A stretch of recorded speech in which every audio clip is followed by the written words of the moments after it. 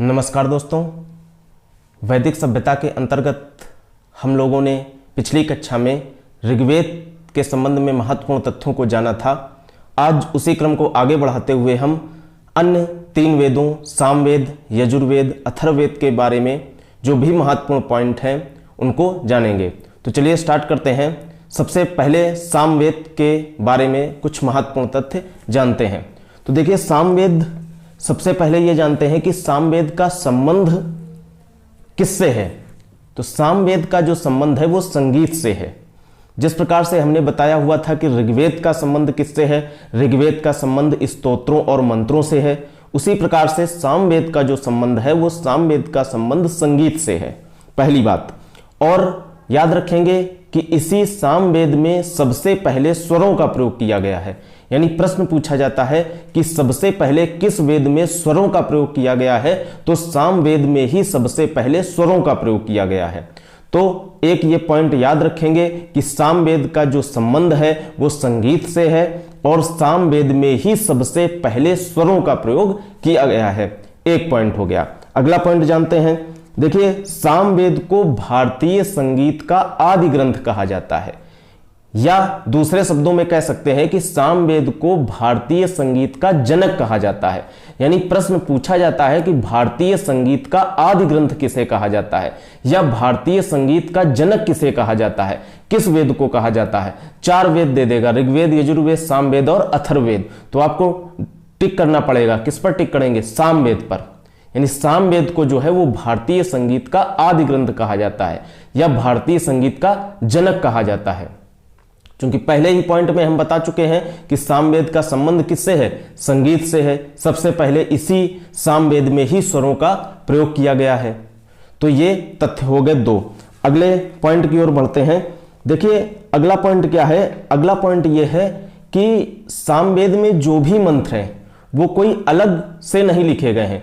जो भी ऋग्वेद में मंत्र हैं उन्हीं को सामवेद में रखा गया है, उन्हीं मंत्रों को सामवेद में लिया गया है। बस अंतर क्या है? ऋग्वेद में जो मंत्र गाए जा सकते हैं, यानी जिनका गायन हो सकता है, ऐसे जो मंत्र हैं ऋग्वेद में, वो उठा करके कहां पर ले लिए गए हैं? इस सामवेद में ले लिए गए हैं।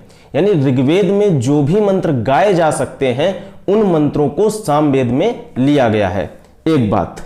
दूसरी बात क्या है कि इस प्रकार से हम कह सकते हैं कि जो सामवेद का संकलन है वो ऋग्वेद पर आधारित है।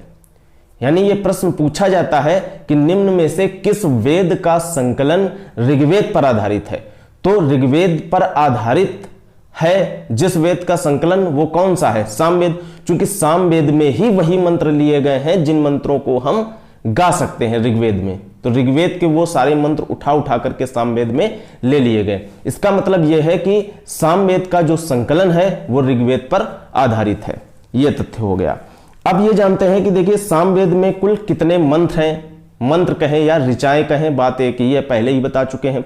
तो देखिए, सामवेद में कुल 1875 मंत्र हैं। कुल सामवेद में 1875 मंत्र या ऋचाएं हैं। एक बात। दूसरी बात यह कि इन 1875 मंत्रों में 75 मंत्र जो हैं वो नए मंत्र हैं और जो 1800 मंत्र हैं वो पुराने मंत्र हैं। और ये जो 75 नए मंत्र हैं, इन मंत्रों को बाल खिल्य कहा जाता है। यह प्रश्न महत्वपूर्ण बन जाता है कि इन 75 मंत्रों को क्या कहा जाता है जो सामवेद में नए मंत्र हैं। तो इन 75 नए मंत्रों को जो है बाल खिल्य कहा जाता है। और जो शेष मंत्र बचे, यानी 1800 जो मंत्र बचे, टोटल 1875 है, 75 तो नए मंत्र हो गए, इनको बाल खिल्य कहा गया। जो 1800 मंत्र बचे वो किससे लिए गए हैं? कहां से लिए गए हैं? ऋग्वेद से लिए गए हैं। क्योंकि सामवेद का संकलन किस पर आधारित है? ऋग्वेद पर आधारित है। ऋग्वेद में जो मंत्र गाए जा सकते हैं वही सामवेद में लिए गए हैं। तो ये जो 1800 मंत्र हैं वो ऋग्वेद से लिए गए हैं, ऋग्वेद पर आधारित हैं। और 75 मंत्र नए हैं, इनको नए मंत्रों को बाल खिल्य कहा जाता है। एक ये बात हो गई, ये इंपॉर्टेंट है, महत्वपूर्ण है, पूछा जाता है प्रश्न को बहुत, बाल खिल्य क्या होते हैं। अब देखिए आगे बढ़ते हैं। कुछ विद्वानों का यह भी विचार है कि जो ये 75 नए मंत्र कहे गए कि 75 नए मंत्रों को बाल खिल्य कहा जाता है, सामवेद में 75 नए मंत्र हैं। कुछ विद्वान ऐसा भी कहते हैं कि 75 नहीं 99 नए मंत्र हैं। तो याद रखेंगे, बस याद कर थोड़ा सा दिमाग में रखने के दृष्टिकोण से बता दिया गया। वैसे आप 75 ही याद रखेंगे। कुछ विद्वानों का मत है कि 99 नए मंत्र हैं, तो इस तथ्य को याद रखेंगे। तो ये सामवेद के बारे में सारे तथ्य हो गए, सारे पॉइंट्स हो गए जो भी महत्वपूर्ण थे सामवेद के संबंध में। अब आगे बढ़ते हैं। सामवेद के बाद जो भी वेद आया, यजुर्वेद। अब सबसे पहले यजुर्वेद में ये जानते हैं कि यजुर्वेद में किसका उल्लेख किया गया है, किसका वर्णन किया गया है। भाई ऋग्वेद में जाना, स्तोत्रों मंत्रों का उल्लेख किया गया है। सामवेद में जाना, सामवेद का संबंध संगीत से है, संगीत का वर्णन किया गया है सामवेद में। इसी प्रकार से यजुर्वेद में जानते हैं, यजुर्वेद में क्या है। देखिए यजुर्वेद में जो है, यजुर्वेद में यज्ञ की विधियों और कर्म कांडों का वर्णन किया गया है।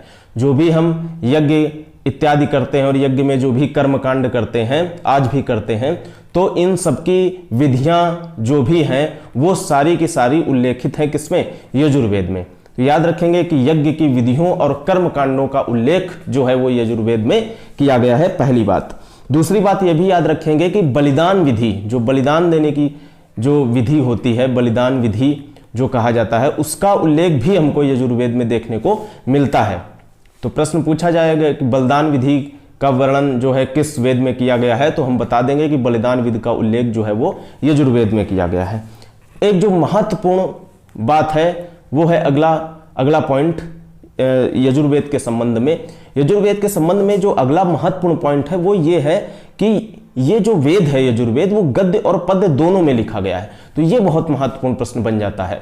पूछा जाता है कि वह कौन सा वेद है जो गद्य और पद्य दोनों में लिखा गया है। तो बहुत ही महत्वपूर्ण प्रश्न बन जाता है। तो गद्य और पद्य जो दोनों में लिखा गया है वो वेद यही है, यजुर्वेद। याद रखेंगे, मोस्ट इंपॉर्टेंट क्वेश्चन। अब देखिए यजुर्वेद के दो भाग हैं, शुक्ल यजुर्वेद एक है और एक कृष्ण यजुर्वेद है। आप लोग जानते ही होंगे, कोई खास बात नहीं है। अब देखिए एक ये जो दो वेद हमने पढ़े, सामवेद और यजुर्वेद, और आगे पढ़ेंगे अथर्ववेद, और एक पढ़ चुके ऋग्वेद। तो सामवेद और यजुर्वेद में खासियत क्या है, एक ये नोट में याद रखेंगे। सामवेद और यजुर्वेद में खास बात यह है कि इसमें किसी भी प्रकार की ऐतिहासिक घटना का वर्णन देखने को नहीं मिलता है।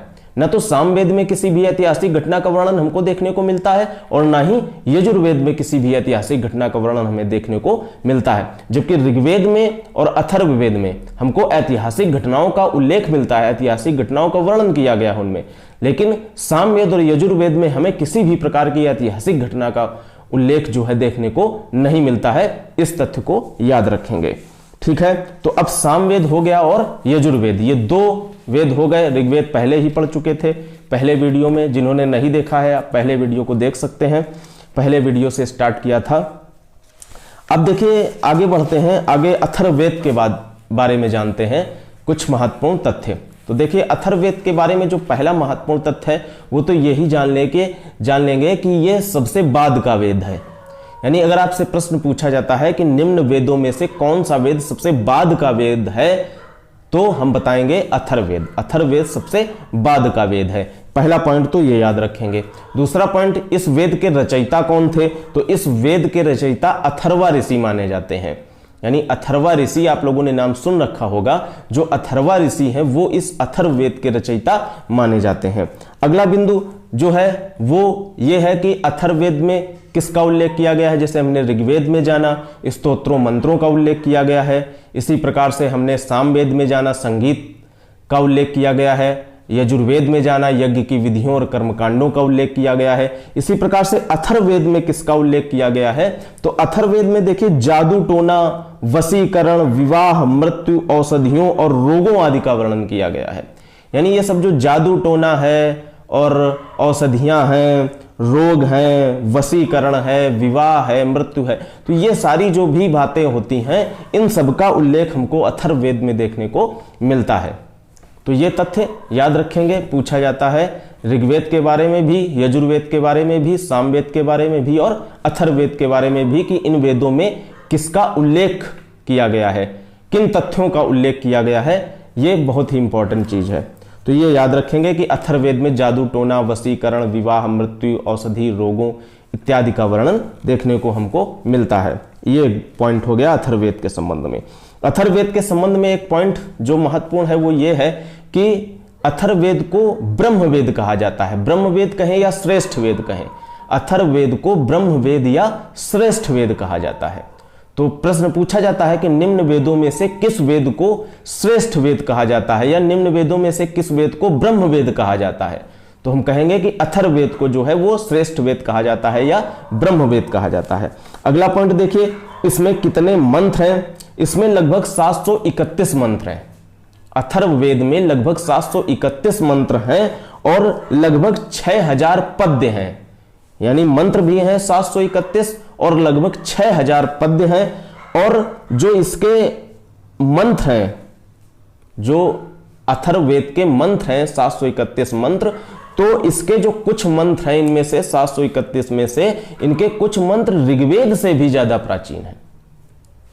तो इंपॉर्टेंट बात है कि इसके जो कुछ मंत्र हैं वो ऋग्वेद से भी ज्यादा प्राचीन है। सबसे प्राचीन वेद कौन सा है? ऋग्वेद है। लेकिन इसमें जो मंत्रों का उल्लेख किया गया है 731 मंत्र हैं, तो कुछ मंत्र ऐसे पाए गए हैं, ऐसे देखे गए हैं कि वो ऋग्वेद से भी अधिक प्राचीन हैं। इस तथ्य को याद रखेंगे कि इसमें 731 मंत्र हैं, 6000 पद्य हैं और इसके जो कुछ मंत्र हैं वो ऋग्वेद से भी अधिक प्राचीन हैं। अगला पॉइंट जानते हैं। देखिए अथर्ववेद में एक खास बात कही गई है। अथर्ववेद में क्या है कि कन्याओं के जन्म की निंदा की गई है। अब कोई भी रीजन हो इस पर नहीं जाएंगे, चर्चा नहीं करेंगे, बस इतना याद रखेंगे कि कन्याओं के जन्म की निंदा करने वाला वेद कौन सा है। तो कन्याओं के जन्म की निंदा करने वाला वेद अथर्ववेद है। तो अगर 4 वेद ऑप्शन में दिए जाएं, ऋग्वेद, यजुर्वेद, सामवेद और अथर्ववेद, और पूछा जाए आपसे निम्न में से कौन सा वेद कन्याओं के जन्म की निंदा करता है, तो वो हम बताएंगे कि अथर्ववेद निंदा करता है। तो इस प्रकार से ये हमने तथ्य कंप्लीट कर लिए ऋग्वेद के बारे में, यजुर्वेद के बारे में, सामवेद के बारे में और अथर्ववेद के बारे में। जो भी महत्वपूर्ण बिंदु बने, परीक्षा में पूछे गए हैं या आगे आने की संभावना है, उनको हमने एक एक करके देख लिया। सारे तथ्य लगभग हो गए हैं इन चारों वेदों के संबंध में। अब देखिए और भी तथ्य हैं, एक एक करके जानेंगे। अब क्या जानते हैं कि कुछ अन्य तथ्य जानते हैं वेदों से संबंधित। तो वेदों से संबंधित अन्य तथ्यों को जानने का मतलब यह है कि सबसे पहले ये जानते हैं कि ऋग्वेद के पढ़ने वाले को क्या कहा जाता है, यानी ऋग्वेद का जो वाचन करता है उसको क्या कहा जाता है, यानी ऋग्वेद के पढ़ने वाला कहें या अध्येता कहें, क्या कहें, अध्येता। तो ऋग्वेद के अध्येता को क्या कहा जाता है या पढ़ने वाले को क्या कहा जाता है, सामवेद के पढ़ने वाले को क्या कहा जाता है, यजुर्वेद के पढ़ने वाले को क्या कहा जाता है, अथर्ववेद के पढ़ने वाले को क्या कहा जाता है। तो ये प्रश्न पूछे जाते हैं। तो एक एक करके देखिए जानते हैं। ऋग्वेद के पढ़ने वाले को होत्र या होता कहा जाता है। याद रखेंगे, जो ऋग्वेद का वाचन करता है, जो ऋग्वेद को पढ़ता है, तो ऋग्वेद के पढ़ने वाले को होत्र या होता कहा जाता है। सामवेद का जो पढ़ने वाला होता है, जो सामवेद का अध्येता होता है, उसको उद्गाता कहा जाता है। यानी ऋग्वेद के पढ़ने वाले को होत्र या होता, सामवेद के पढ़ने वाले को उद्गाता, यजुर्वेद के को पढ़ने वाले को, यजुर्वेद जो पढ़ता है उसको अधवर्यु कहा जाता है, अधवर्यु कहा जाता है। और जो अथर्ववेद का अध्येता होता है, जो अथर्ववेद का पढ़ने वाला होता है, उसको ब्रह्मा कहा जाता है। तो ये याद रखेंगे, पूछा जाता है कई परीक्षाओं में कि ऋग्वेद के पढ़ने वाले, यजुर्वेद के पढ़ने वाले को, सामवेद के पढ़ने वाले को, अथर्ववेद के पढ़ने वाले को क्या कहा जाता है। तो ऋग्वेद के पढ़ने वाले को, ऋग्वेद को पढ़ने वाला जो होता है उसको होत्र या होता कहा जाता है। जो सामवेद को पढ़ने वाला होता है उसको उद्गाता कहा जाता है। और जो यजुर्वेद का पढ़ने वाला होता है उसको अधवर्यु कहा जाता है। और जो अथर्ववेद का पढ़ने वाला होता है उसको ब्रह्मा कहा जाता है, क्योंकि उसको ब्रह्मवेद श्रेष्ठ वेद कहा ही गया है, अथर्ववेद को पहले ही बता चुके हैं। तो ये तो पढ़ने वाले हो गए कि चारों वेदों को पढ़ने वालों को क्या क्या कहा जाता है। तो ये प्रश्न पूछा जाता है। अब देखिए उपवेद भी पूछे जाते हैं कि ऋग्वेद का उपवेद क्या है, यजुर्वेद का उपवेद क्या है, सामवेद का उपवेद क्या है, अथर्ववेद का उपवेद क्या है। उपवेद भी पूछे जाते हैं। तो उपवेदों को याद रखेंगे, देखिए एक एक करके। ऋग्वेद का जो उपवेद है वो आयुर्वेद है। ऋग्वेद का जो उपवेद है वो आयुर्वेद है, सामवेद का जो उपवेद है वो गंधर्व वेद है। ऋग्वेद का उपवेद आयुर्वेद है, सामवेद का जो उपवेद है वो गंधर्व वेद है, यजुर्वेद का उपवेद धनुर्वेद है और अथर्ववेद का उपवेद शिल्प वेद है।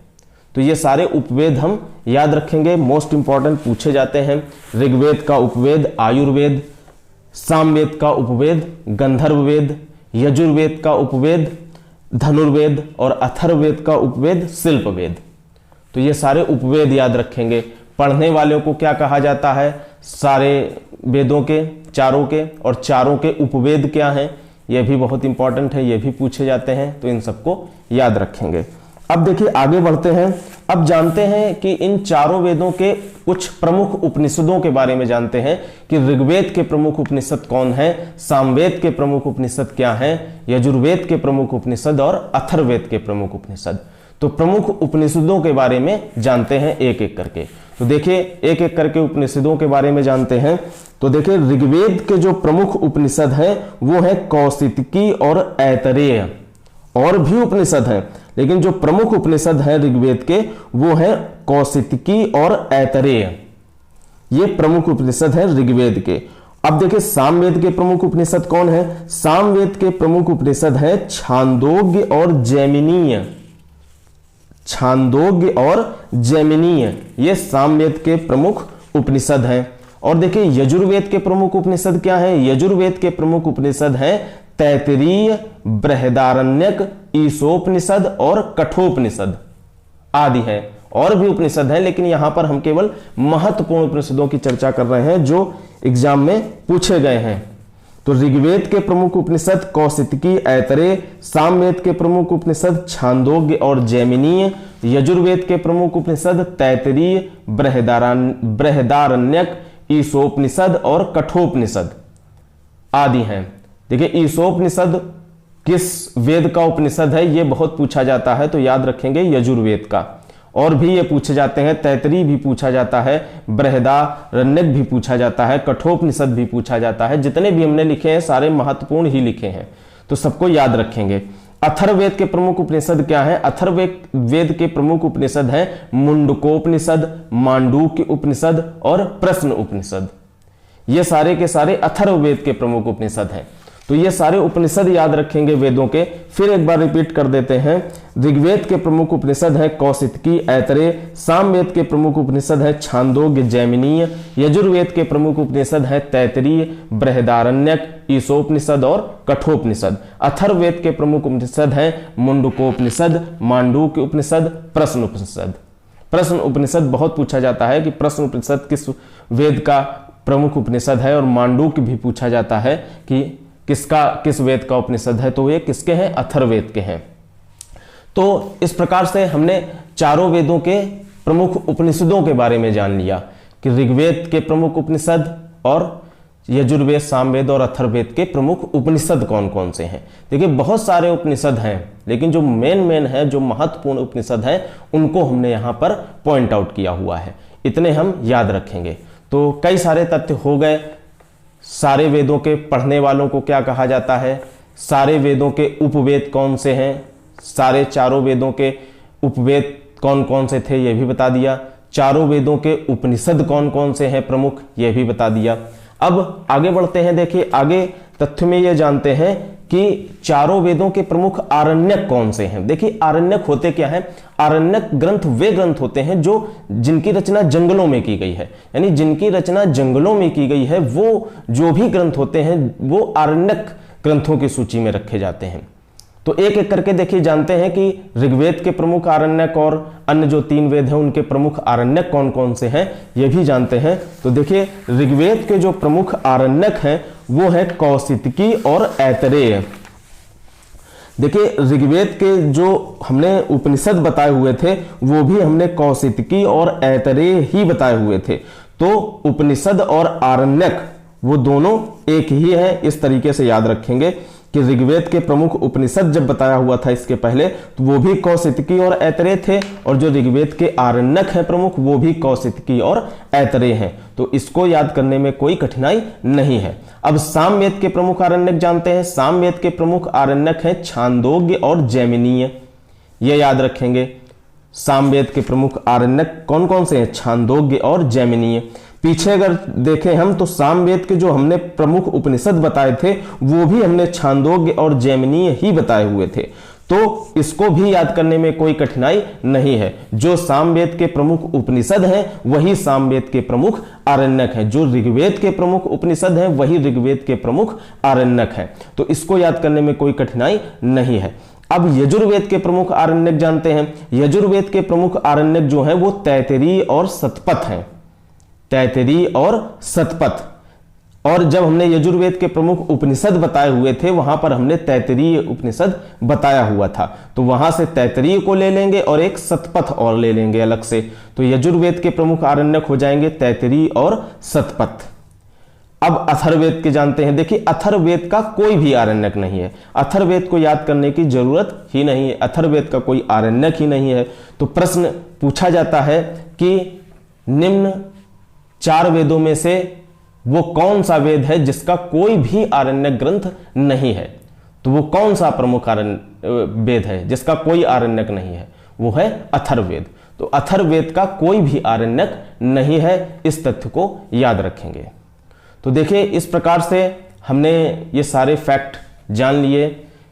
जो भी वेद थे चारों, उनके प्रमुख उपनिषद कौन थे और उनके प्रमुख आरण्यक कौन थे। अब देखिए ये सारे के सारे फैक्ट पूछे जाते हैं, इन सबको याद करना पड़ेगा। प्रमुख उपनिषद, प्रमुख आरण्यक। अब जानते हैं प्रमुख ब्राह्मण ग्रंथ कौन से हैं। चारों वेदों के प्रमुख ब्राह्मण ग्रंथ जानते हैं एक एक करके। बहुत सारे फैक्ट हो गए हैं तो इनको याद करना पड़ेगा। प्रमुख उपनिषद पहले याद करने पड़ेंगे चारों वेदों के, फिर प्रमुख आरण्यक याद करने पड़ेंगे। हालांकि ऋग्वेद और सामवेद के वही उपनिषद हैं, वही आरण्यक हैं, कोई अंतर नहीं है। अब इसी प्रकार से अब ब्राह्मण ग्रंथ जानते हैं कि चारों वेदों के प्रमुख ब्राह्मण ग्रंथ कौन से हैं। ऋग्वेद का ब्राह्मण ग्रंथ कौन सा है और अन्य जो 3 वेद हैं उनके ब्राह्मण ग्रंथ कौन से हैं। तो देखिए एक एक करके जानते हैं। देखिए ऋग्वेद के प्रमुख जो ब्राह्मण ग्रंथ हैं वो है कौशितकी और ऐतरेय। तो देखिए इसको भी याद करने में कोई समस्या नहीं है, क्योंकि ऋग्वेद के हमने प्रमुख उपनिषद भी कौशितकी और ऐतरेय पढ़े थे, ऋग्वेद के प्रमुख आरण्यक भी हमने कौशितकी और ऐतरेय पढ़े थे, और ऋग्वेद के जब हम प्रमुख ब्राह्मण ग्रंथ पढ़ रहे हैं वो भी कौशितकी और ऐतरेय ही हैं। तो इसको याद करने में कोई समस्या नहीं है, ऋग्वेद के प्रमुख ब्राह्मण ग्रंथ भी कौशितकी और ऐतरेय हैं। अब देखिए बस सामवेद को याद रखेंगे। सामवेद के जो प्रमुख ब्राह्मण ग्रंथ हैं वो है खडविंश। पहला खडविंश, दूसरा है तांडय, या तांडय को पंचविंश भी कहा जाता है। तो सामवेद के जो प्रमुख ब्राह्मण ग्रंथ हैं वो खडविंश और तांडय हैं, तांडय को ही पंचविंश भी कहा जाता है। तो ये प्रश्न एक बार पूछा गया है कि पंचविंश किस वेद का ब्राह्मण ग्रंथ है, तो हम बताएंगे कि सामवेद का ब्राह्मण ग्रंथ है। अब देखिए यजुर्वेद के प्रमुख ब्राह्मण ग्रंथ कौन से हैं। यजुर्वेद के प्रमुख ब्राह्मण ग्रंथ हैं तैतरीय और शतपथ। और देखिए हमने जब यजुर्वेद के प्रमुख आरण्यक पढ़े थे वो भी तैतरीय और शतपथ थे, तो ये मैच है दोनों में, तैतरीय और शतपथ। तो यजुर्वेद के प्रमुख ब्राह्मण ग्रंथ तैतरीय और शतपथ आदि हैं, और यजुर्वेद के प्रमुख आरण्यक भी तैतरीय और शतपथ ही थे, इसके पहले हमने बताया हुआ था। अब देखिए अथर्ववेद का ब्राह्मण ग्रंथ कौन सा है। अथर्ववेद का केवल एक ब्राह्मण ग्रंथ है, गोपथ ब्राह्मण ग्रंथ। अथर्ववेद का और कोई भी ब्राह्मण ग्रंथ नहीं है, अथर्ववेद का केवल एक ब्राह्मण ग्रंथ है, याद रखेंगे गोपथ ब्राह्मण ग्रंथ। इसलिए ये महत्वपूर्ण हो जाता है, प्रश्न पूछा भी जाता है कि गोपथ ब्राह्मण ग्रंथ किस वेद का ब्राह्मण ग्रंथ है, तो बताएंगे कि अथर्ववेद का ब्राह्मण ग्रंथ है, क्योंकि अथर्ववेद का एक ही ब्राह्मण ग्रंथ है। और आरण्यक के संबंध में हमने पहले ही बताया था कि अथर्ववेद का कोई आरण्यक नहीं है, कोई भी आरण्यक ग्रंथ नहीं है। तो यह तथ्य हो गया। और देखिए एक बात जान लेते हैं कि ब्राह्मण ग्रंथों में सबसे प्राचीन ब्राह्मण ग्रंथ कौन सा है। तो ब्राह्मण ग्रंथों में जो सबसे प्राचीन ब्राह्मण ग्रंथ है वो शतपथ ब्राह्मण ग्रंथ है। और शतपथ ब्राह्मण ग्रंथ किस वेद का है। यजुर्वेद का। यजुर्वेद का प्रमुख ब्राह्मण ग्रंथ है शतपथ ब्राह्मण ग्रंथ, अभी बताया था। तो इन ब्राह्मण ग्रंथों में जो ये शतपथ ब्राह्मण ग्रंथ है ये सबसे प्राचीन ब्राह्मण ग्रंथ है। याद रखेंगे। और वैदिक साहित्य में ऋग्वेद के बाद अगर देखा जाए कि सबसे प्राचीन कौन है ग्रंथ, ऋग्वेद के बाद अगर देखा जाए तो ऋग्वेद के बाद सबसे जो प्राचीन ग्रंथ देखने को मिलता है तो वो हमें यही शतपथ ब्राह्मण ग्रंथ देखने को मिलता है। ऋग्वेद के बाद शतपथ ब्राह्मण ग्रंथ का ही स्थान आता है। तो इस प्रकार से हमने महत्वपूर्ण तथ्यों को सारे के सारे वेदों के संबंध में जो भी थे वो जान लिए। क्या क्या जाना, एक बार फिर से जान लेते हैं। देखिए, चारों वेदों के पढ़ने वालों को हमने जाना कि चारों वेदों के पढ़ने वालों को अलग अलग क्या क्या कहा जाता है, ये जाना। फिर हमने क्या जाना, चारों वेदों के जो उपनिषद थे, चारों वेदों के जो उपनिषद थे उनको जाना।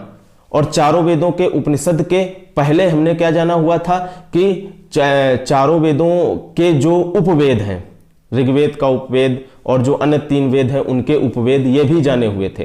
तो चारों वेदों के पढ़ने वालों को, चारों वेदों के उपवेद को, चारों वेदों के उपनिषद को, चारों वेदों के ब्राह्मण ग्रंथ को, चारों वेदों के आरण्यक को, इतने तथ्यों को हमने पढ़ लिया। इस प्रकार से ये लगभग वेदों के संबंध में जितने भी तथ्य थे वो सारे के सारे कंप्लीट हो चुके। ठीक है, तो मिलते हैं अगली क्लास में, तब तक के लिए धन्यवाद।